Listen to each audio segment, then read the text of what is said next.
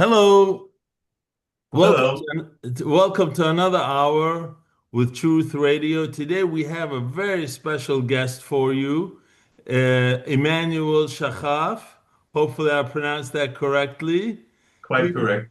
Yes, he was a senior official with the Israeli Mossad. And for those of you who know, that's the Israeli clandestine secret organization, or otherwise called the spy organization, similar to what we have in the US, similar to the CIA.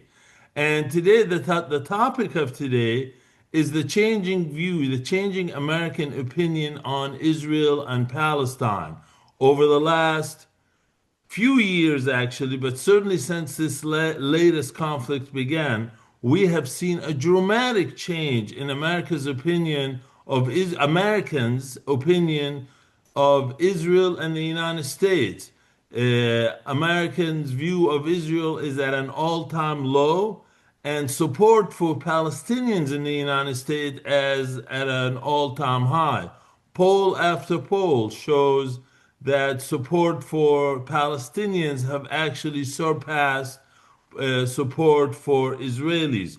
Today we're going to discuss these topics, but I'm gonna first give you a little introduction into this topic based on analysis from the United States and from Israel as to how we reach this point. Certainly, probably the biggest hit in terms of public relations for Israel and improved public relations for Palestinians has been the war for the last 2 years, the war on Gaza. The majority of Americans now solidly believe that it's not a war, that it is an actual genocide, or they call it, one TV station called it mass murder with the intention of kicking or forcing out the Palestinians of Gaza into other countries and have Israel take over their homes. And so, for the last 2 years, as this war progressed, less and less American believed Israel's version that they're doing this for self-defense or that they're fighting Hamas. And the question is why? Why did they do that? And so, based on all available analysis, it seems that Israel has lost control over the messaging or their ability to communicate their version of reality or their version of what is actually happening to the world, but to American people in particular. And there are many reasons for that. But one of the reasons is lack of discipline on the Israeli side. For those who follow Israeli politics, would know that over the last maybe decade or more, it has become more and more difficult for any Israeli politician to get or to garner a majority votes for when running for prime minister, which forces the prime minister, in order to become prime minister, to establish relations or coalitions with other parties, other political parties in Israel. The end result of that is that political parties that were once considered extreme are now essential to, for example, someone like Benjamin Netanyahu to stay in office. Another consequence of that is that because any prime minister, and in particular this particular prime minister, Benjamin Netanyahu, because his hold on power is shaky, if he was to lose maybe two or three ministers or three members of his coalition, his whole government would collapse. The end result of that is that he cannot be very strict when someone doesn't behave in a way that he does. If two of the more extreme ministers, for example, just to name two, Ben Gvir or Smotrich, was to go out on TV and say, "Hey, our goal is to kill the Palestinians, or our goal is to evacuate Gazans," the prime minister can't actually pick up the phone and say, "Hey, you can't do that." He can in theory, but when you have a shaky hold on government, when you it makes it difficult. You don't want to upset that person because if he resigns, your government collapses.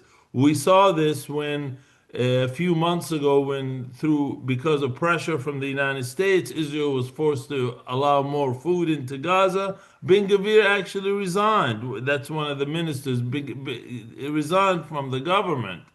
And so so the messaging coming out of Israel became inconsistent. While you may have people in the foreign ministry that may give a rosy view of what's happening, where they would say, "Hey, we're just fighting for our survival," you have other members of the government who are saying, "No, we're trying to kill these people." And so this created inconsistency, and this lack of discipline in messages gave ammunition, so to speak, to Israel's enemies overseas to say, "Hey, we told you so. Look at what Ben Gvir is saying, or look at what Smotrich is saying. He is trying to ethnically cleanse the Palestinians." So on one hand, you have Israel lost discipline and its ability to control the message, but also a very important thing that happened is that in the United States itself, the way people receive news has changed and has changed substantially.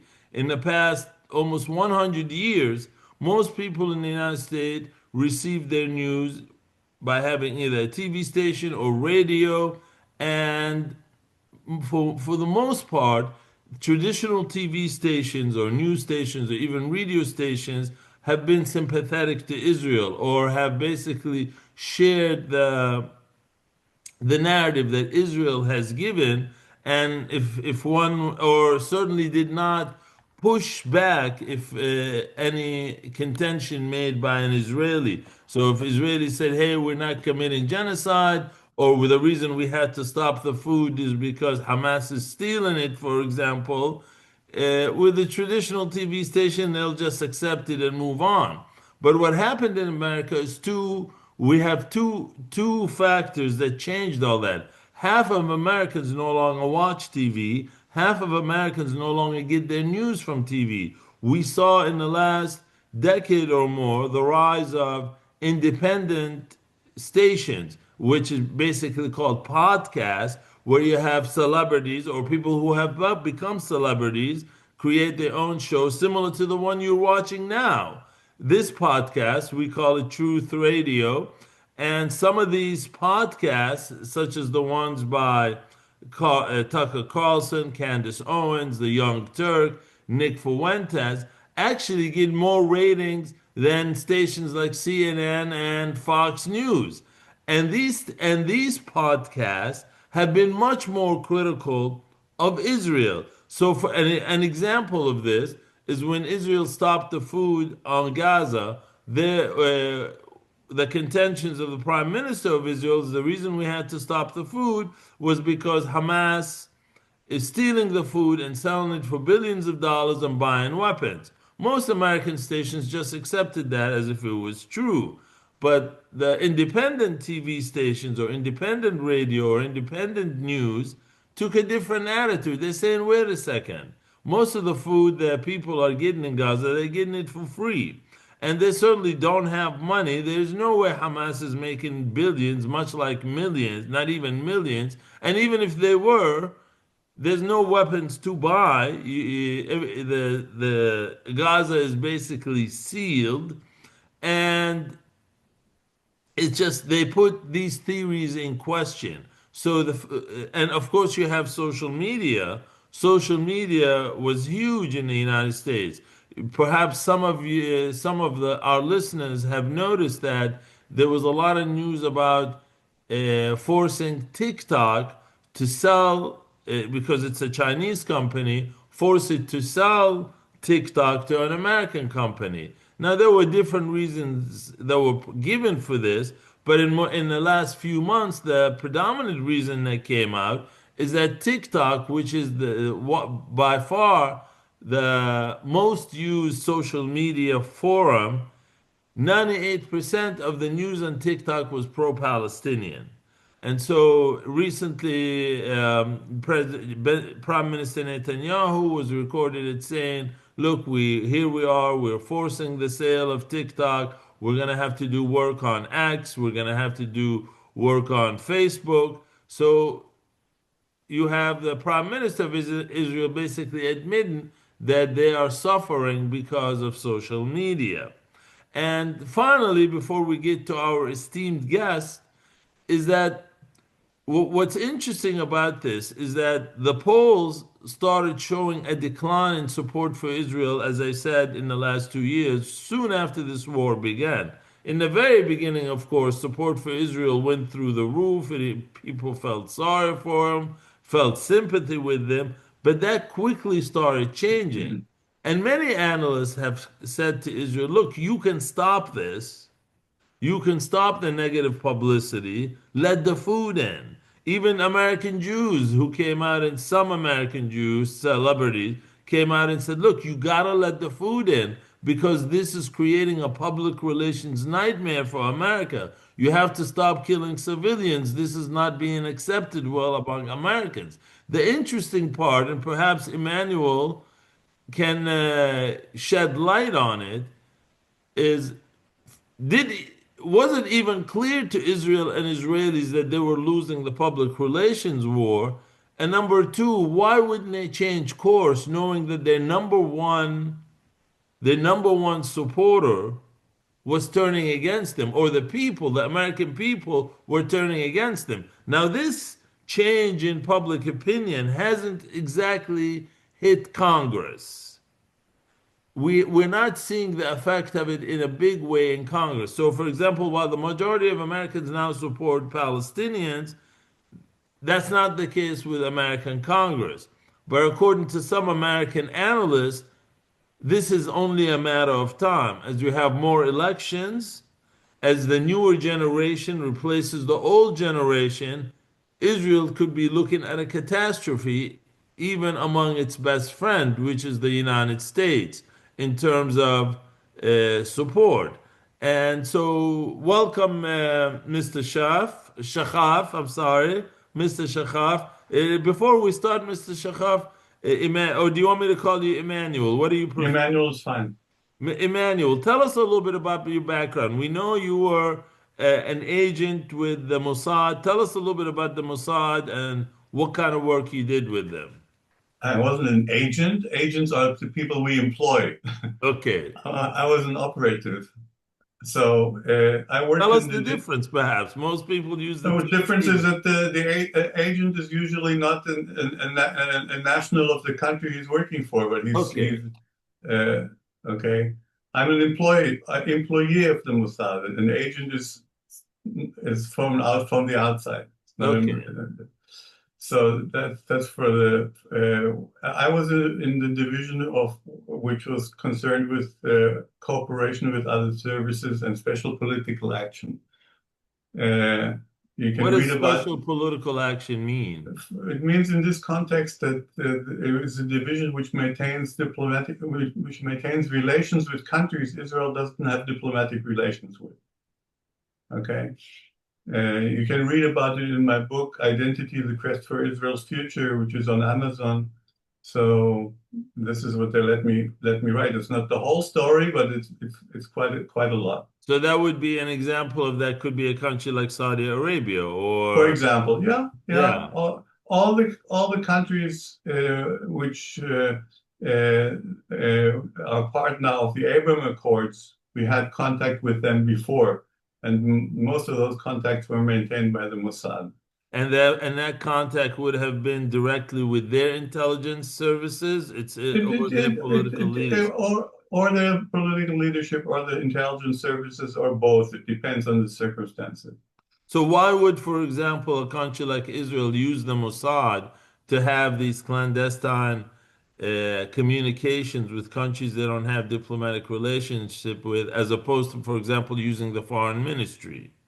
Because it's clandestine, and the Mossad has proven itself to be clandestine, Okay. and things don't leak out, and foreign ministries things do leak out, and it has been proven over years that it worked. And there have been a few problems, but mostly it was successful, and it usually leads in the end to the establishment of diplomatic relations. Okay. So. And you're retired right now from. I retired in 2003, and since then I'm a political activist, and I'm promoting an alternative to the two-state solution called Well, we're going to federation. definitely talk about that in a second part of this interview. So, I want to talk about the changing public relations. I'm wondering, and I'm really curious. I mean, the fact that Israel really hasn't changed its approach in the last 2 years, do they even know the public opinion in America has changed? We live in a bubble, okay? The bubble is maintained by both by the government and also by the media. The media don't tell us what there is to tell, okay? It's not that we can't find out, but in order to find out, we have to dig a little deeper. And people don't like to hear bad things, so they're not digging deeper. So we take the news the way they come from the media. The media is mostly supportive of the government. There are only very small parts of the media which are opposition, which do bring the news. So by and large, Israelis don't know and don't appreciate the danger. But that is actually bizarre. I mean, what about? I mean, okay, so certainly they may not. That's actually bizarre to me. I mean, I've always seen the Israeli population to be an intelligent population, to be well versed in what goes on in the world. I mean, did they not see the hundreds of thousands of people demonstrating in Europe, New York, and Paris, and London? Did We they we not see see very that? we see very little of it. Analyze the media, what we get on the Israeli media, on most of the Israeli media, we don't get that. We get to see a small blurb that there are demonstrations, and that gets waved off. Usually, others anti-Semites, and there's no deep thinking about why there is such a rapid change not only in the United States, also in Europe. And it's also it's there's denial involved. We don't want to know the implications of these bad things happening are that we have to change, and we don't want to change.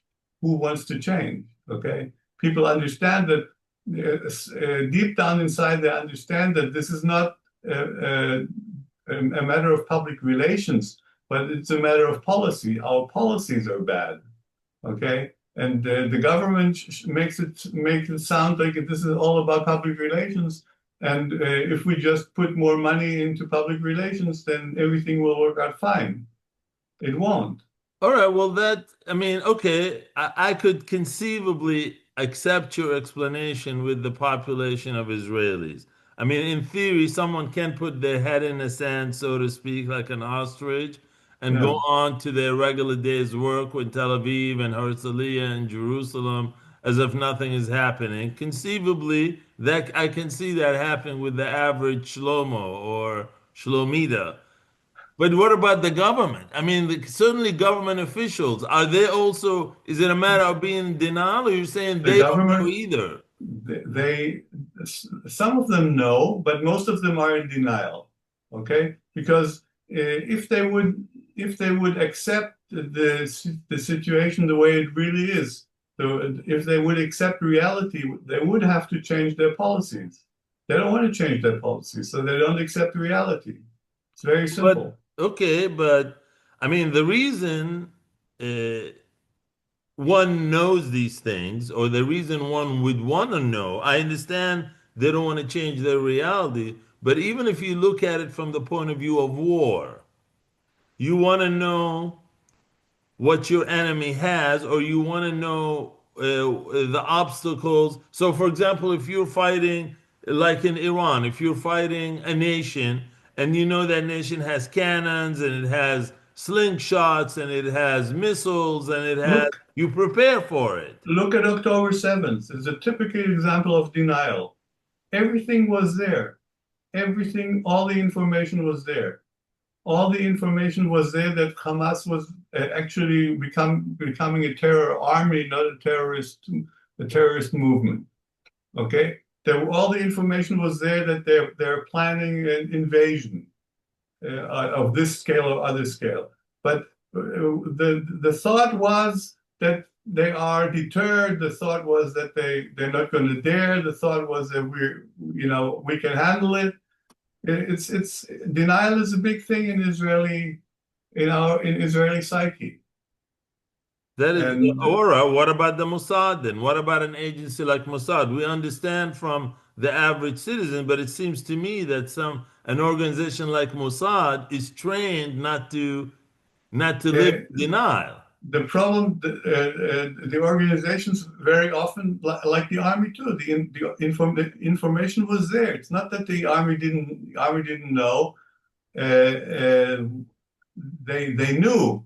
They just the problem gets to the top when the chief of staff knows that the prime minister is concerned is sure that Hamas is deterred and that he has a vested interest in propping up Hamas, then it's much more difficult to challenge that particular view. Okay, so all the information in the world doesn't help you if you can't get it across to the top. And in the October 7th, it was completely and utterly clear to most, even to many very high-ranking officers, including the chief of staff, that things are going to go south. And if the government continues with its policies, they didn't prevent the government from continuing. You know what? The last thing you said reminds me of actually Vladimir Putin and Saddam Hussein in the sense that if you recall, before he invaded Ukraine, he Mhm. got all his ministers in a circle and went around and asked them whether they support him going into Ukraine. And all of them were very obvious. They were either scared or just didn't want to say no or disagree with him. Yeah. And they said, yes, you're doing a good job. And going back and going to Iraq to Saddam Hussein, when I saw footage years later, like when the U.S. was coming, he would ask his ministers, what do you think? None of them actually were brave enough to tell him this is suicide.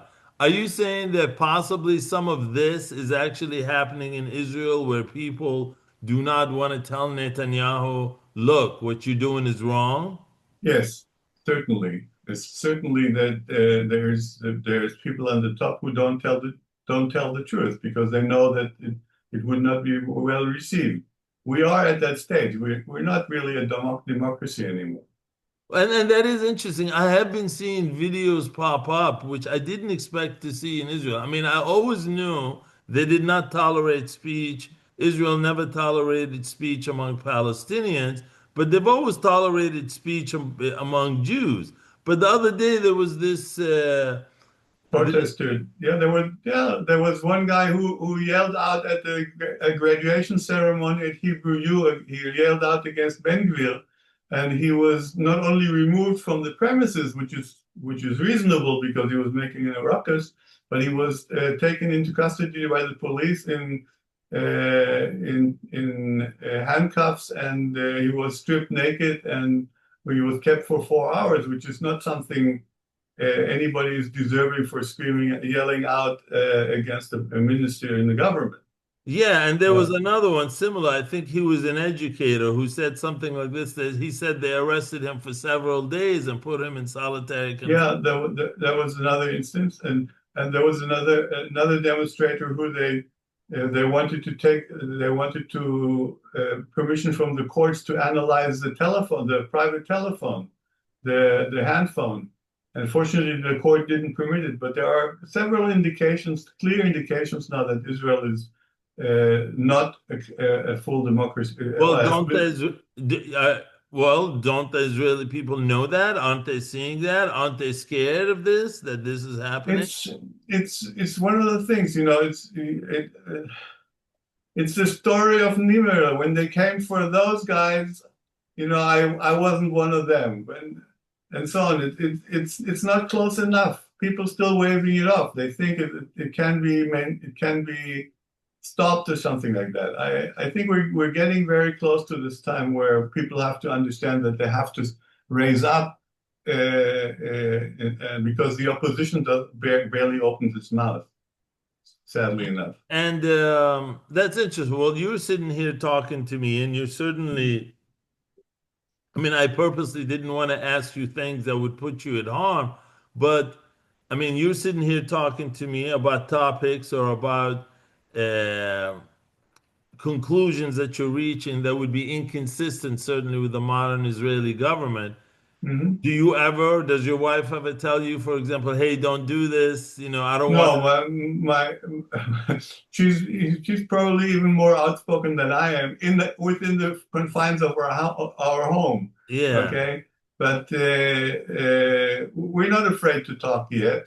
But it's clearly coming to a situation where you're thinking when you're outside, you're careful. You look around and may reconsider what you want to say.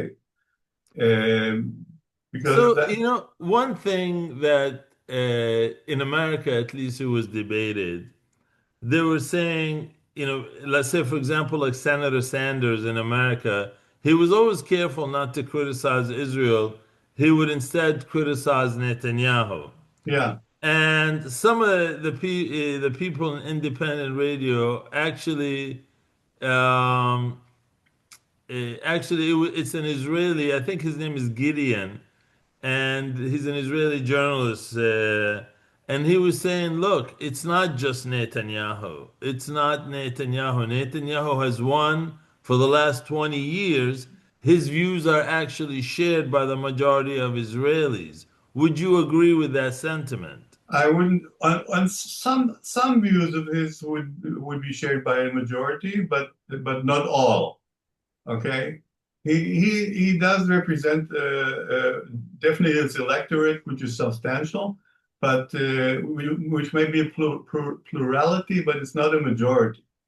And on some issues, they diverge from him from his views. Most recently, going back to the issue of public relations and how Israel is losing badly in America in terms of public relations. Recently, there was a leaked article that was actually published by Haaretz and heavily critiqued here in the U.S., not by mainstream media, by independent media, that Okay.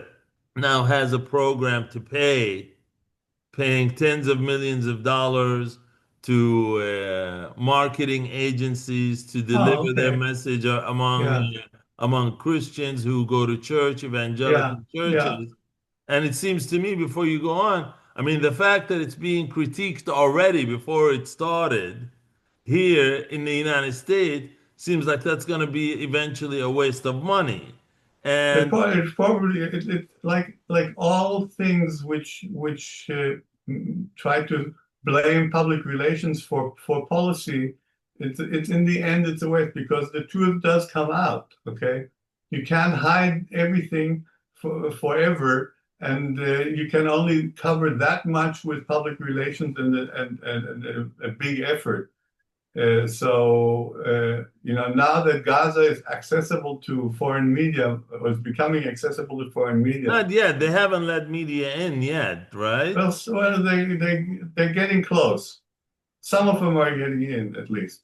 But Which is there, probably going to be a disaster for Israel once they go yeah, yeah, in. it will be a disaster, regardless of the fact that everybody already knows what the situation is. Okay, it's not that, but the visuals are terrible. Okay, the Especially visuals are. after they start interviewing people and start Yeah, interviewing little kids that says, hey, I lost my absolutely. mom and dad, my Yep. brothers and my sisters, and the kid starts The crying. whole story. Yeah, that's gonna be. So look, now I guess this is a good time since basically I'm actually just shocked that you really believe in, and it's not the first time I've heard this. I've heard it from other Israelis, so there must be some truth to it. Where people are telling me, look, Israelis don't know, they're in denial, they don't see what's happening, or if they see it, But they I want to clarify. It's not that they don't know because they can't know. They don't know because they don't want to know. and Okay. not only that, if they do know, they easily dismiss it as anti-Semitism. Oh, they just Yes. hate Jews.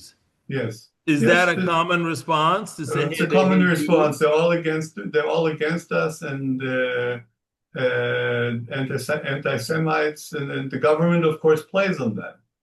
But okay, but even if that's the case, again, the one issue that I'm really I'm failing to understand, even if everything you said is completely accurate. Okay, so you could say Americans, the reason they support Palestinians is not because the killing of civilians in Gaza, but because they hate Jews. Let's say that's true, and it's I don't believe that, but let's say it's No. true. Okay, well, doesn't that worry or scare the average Israeli? Hey, the U.S. is our main supporter. If we lose them, who's going to give us weapons? Who's going to protect us in the UN? Who's going to give us money to buy bombs? At least from a strategic point of view, aren't they Then scared? they're not scared because they don't know. First of all, it's not all Israelis. I'm not even sure the majority knows the full implications of what the United States provide for Israel. Okay, and in addition, they see President Trump, and that President Trump is the most popular president America ever had in Israel by far.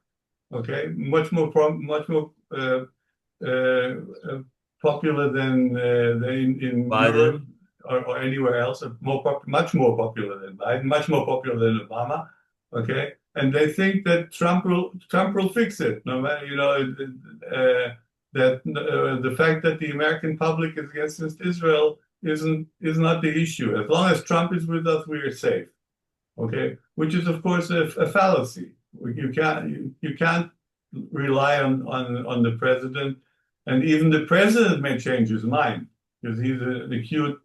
He looks at public opinion, and he may very well find fault with Israel at some stage, as he has already before. So we Well, can't rely on I him. certainly would hate to be the bearer of bad news, but it's all right. I mean, look, Trump may not change. He's from an older generation, but we're Mm. already beginning to see cracks here in the U.S. So there was several major places where usually once the president goes, obviously Trump cannot run again, so his successor would be Vance. He would have to run for office, Vice President Vance. And already he was at events, Vice President Vance, where the questions that were being asked basically critique from the audience, why the hell are we giving money to Israel when we are Yeah. having problems ourselves here in the US? I mean, right now, the government open just announced it's been shut down, and they just announced that it was going to open today here in the US. Mm. One of the reasons, actually the main reason why we shut down, it's over a subsidy that was given during For Biden's time to get us cheaper healthcare. health insurance. Yeah, yeah, And I so, understand. in one of the common responses on social media among independent news, look, Israel has free health care, Yeah. and we can't, and 40 million Americans don't have insurance. I mean, so That's a ridiculous posturing of the question, no, the issue. it is, without a It's doubt, it is. ridiculous. I agree with you. You don't have healthcare because you don't want healthcare No, in I'm America. listen, I'm agreeing with you, but the fact is, just like you said, there are people who don't want to know the truth in Israel. Yeah, There were people in America that don't know the don't want to truth know and the don't truth. And it sounds good to say that money is wasted on Israel while we don't have enough here. That's the easy. exactly, exactly. Yeah. But even if something is a fallacy, if you have millions of people believe it, Yep. millions of Then people who otherwise would support Israel and now are telling whoever runs for office, hey, if you send money to Israel, if you send bombs to Israel, I'm not voting for you. Guess what? yep. You know, the American politicians aren't loyal They to them, listen and to at the they end, listen to they listen to the public. they listen to the public. In the end, they want to keep their position. They don't want to go back to being a common person. Yep. God forbid. They want the respect that comes from being a congressman and a senator. They don't want to go back to eating at McDonald's. Oh, hell no. So Absolutely. sooner or later, I mean, there are going to be serious cracks here. Hmm.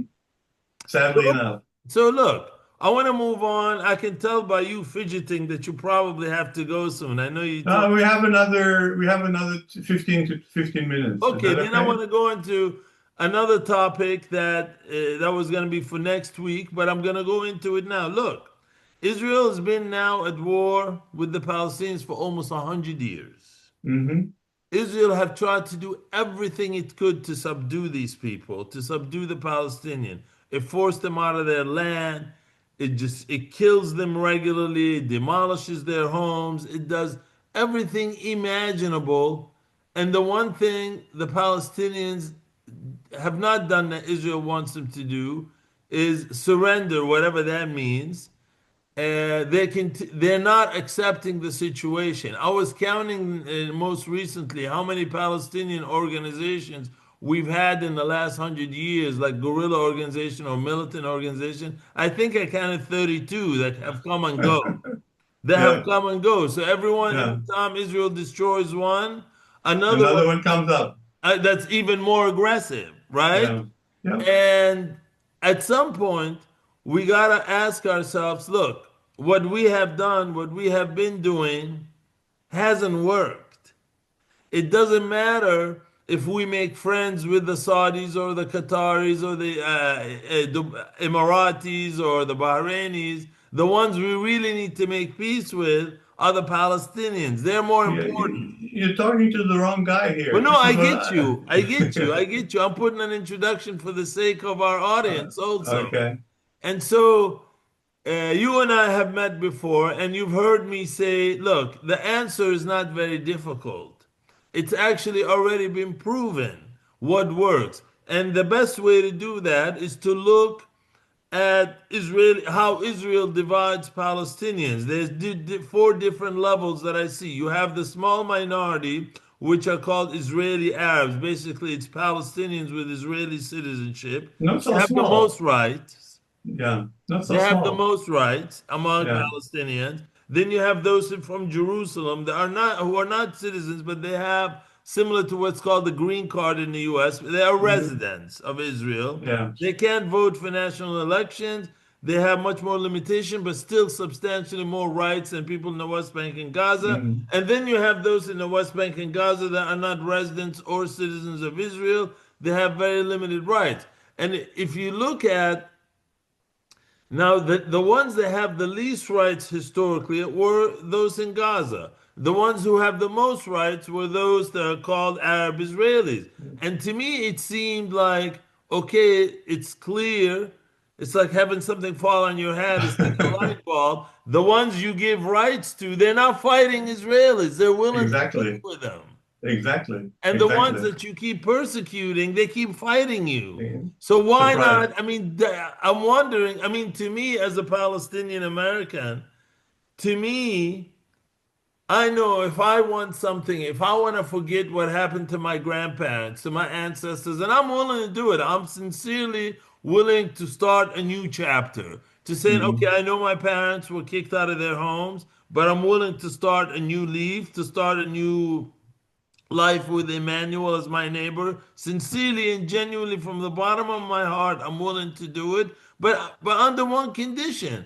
I want total equality. I want me and Emmanuel to be completely equal. You can go live in Bethlehem. I can go live in Tel Aviv. You know, we both have attachments to every square inch from the river to the sea. And I think, to me, if we can accept each other as equals, it seems to me this is the solution, and I'd like to hear your view on that.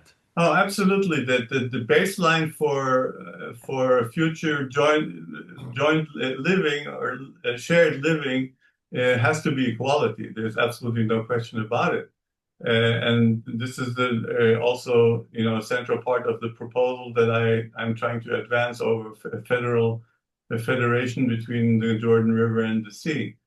Uh, but this is very far away still from the Israeli public and definitely from the Israeli politics. Okay, Israeli politics are the right wing doesn't have a clear picture of the future. It likes to, And the left wing doesn't either, if there is a right, picture. absolutely. The left, so that was what I'm going to say. Neither does the left wing. The left wing is for separation and two states, and the right wing is for whatever they can keep. And the end result is that nothing much will happen for the time being, unless we're being forced into something, which may happen now. And out of this melee, I think a federation may arise because there's no other way to do it. But And for those who don't know, not everyone in the world knows what a federation is. Federation basically says Palestine and Israel will remain one country where mhm, everyone is equal, but it's similar to the US in which like you have New York, New Jersey, they're different states, but it's one country at the end of the day. exactly. United States of Israel, Palestine, or whatever you want to Yeah, call it. the Federal Republic of Israel and Palestine. Or the Federal Republic of Israel and Palestine. Yeah, but this is work in progress, and it's very difficult to. We're having meetings and presentations in Israel as this week and next week, and uh, but the support right now for anything which is has to do with peace, so to speak, is very very poor.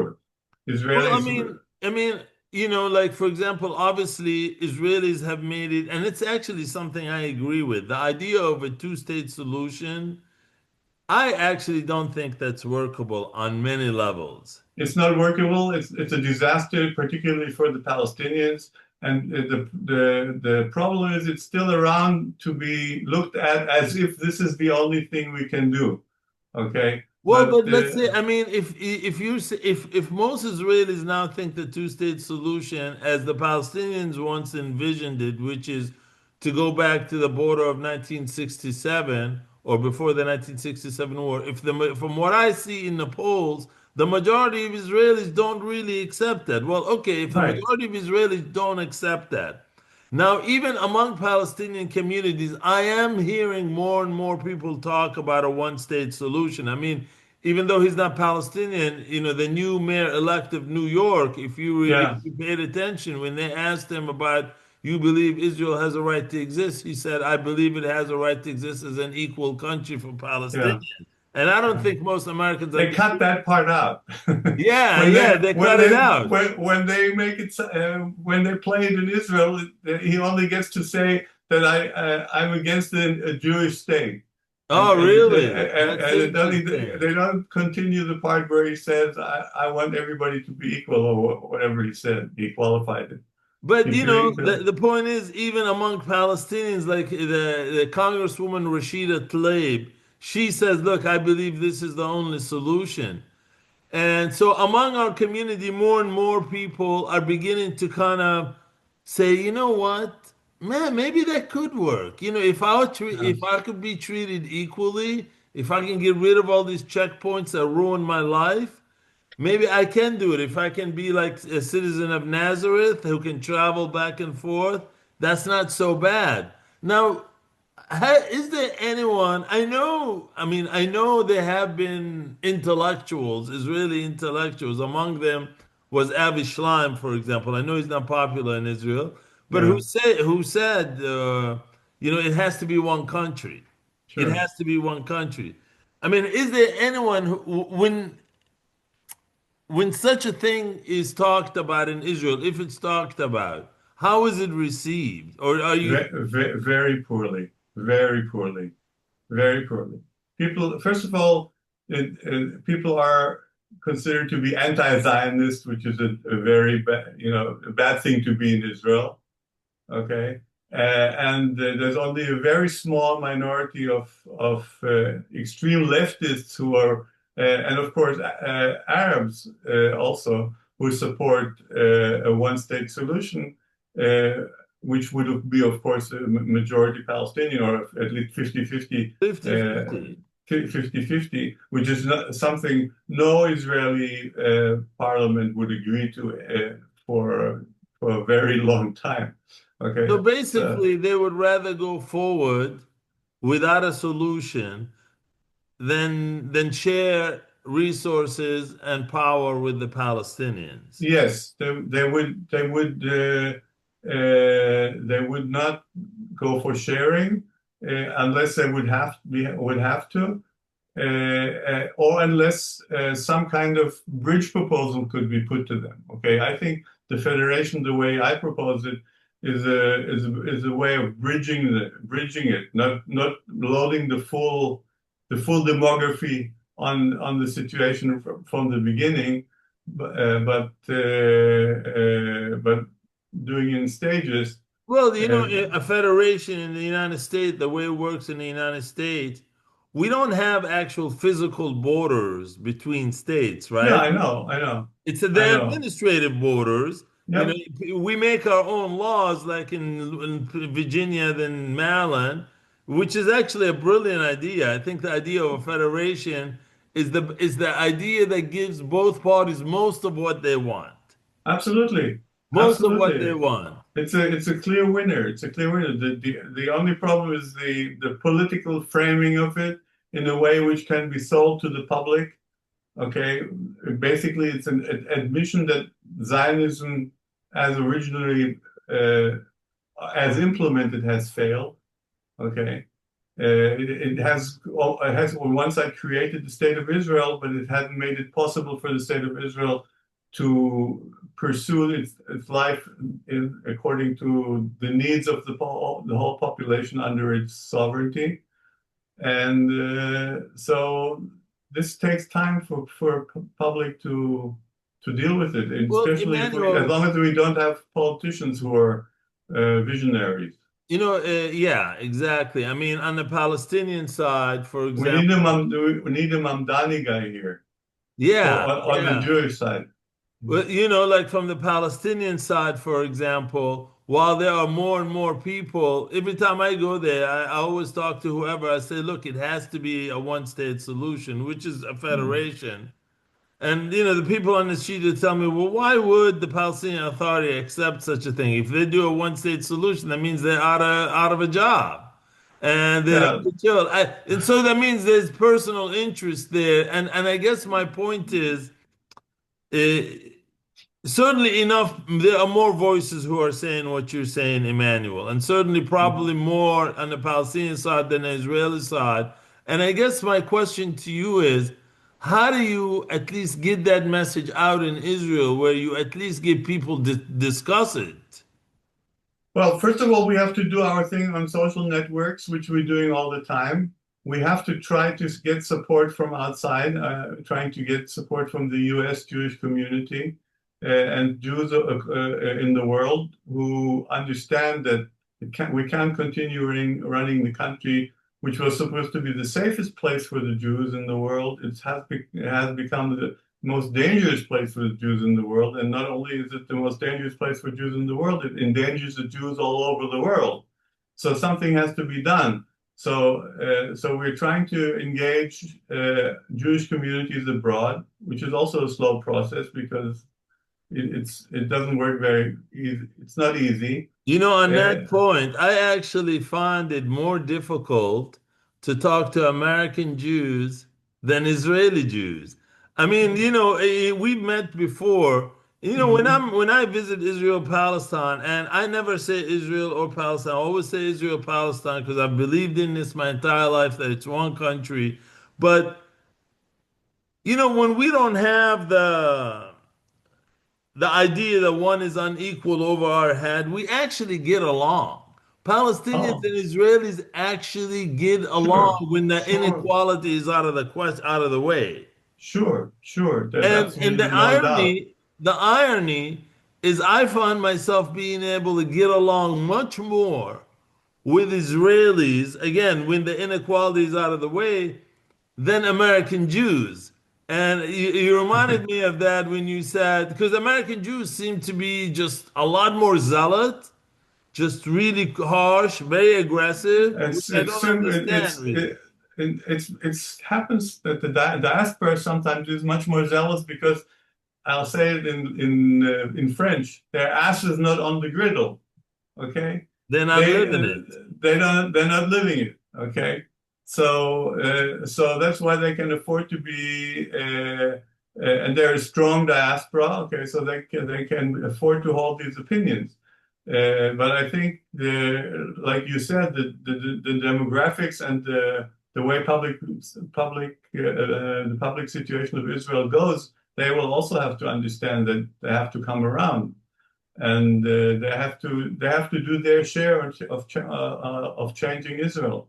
Do you No see doubt about it. yourself traveling to the United States or other Yeah, countries talking about this?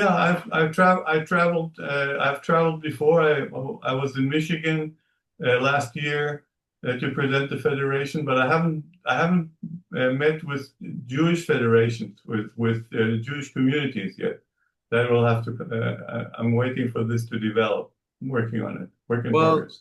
Emmanuel, certainly I want to thank you for being for coming on Truth Radio, and I certainly want to invite you again if you're so gracious as to give us more of your time, where the next invitation will be on this issue of a federation. How do you see Okay. a state like this working? How, knowing that what both sides fear, knowing the fear of both sides. I mean, like here in the US, when we did racial desegregation, when we give blacks equal rights, it wasn't easy. And one of the reasons, put aside the racism, put aside the racism, someone who has all the power doesn't want to share it. I mean, just from a resource, Absolutely, absolutely.